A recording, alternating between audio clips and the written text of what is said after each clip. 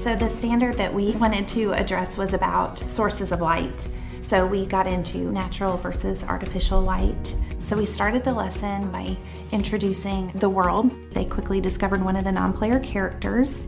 So we taught the students how to right-click on it so that we could see the message, and that took us to a video that our students watched. And that was a great introduction to our students on light because it touched on important parts of what light is and natural versus artificial light.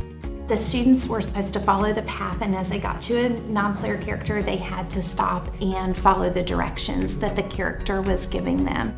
They had a redstone lamp, and then a lever, and they had to turn the lever on to make the lamp go on. And then the next step that they went to had a circuit that was missing a piece of redstone. And so the students had to figure out where they had to place the redstone to make the circuit complete so that they could turn on the light. And then after that, the students went to a house that was completely closed in, and they had to enter the house and then turn on the light and then add more light to it. And the students had to create their own house and use different sources of light. Well, you can make glass and then it would shine through your building.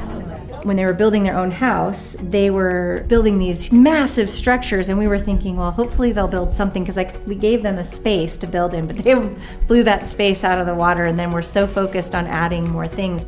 When you plan a lesson with Minecraft, you don't have to have a great hook to the lesson, because that is the hook. All you say is, we're going to use Minecraft today, and the students are automatically engaged.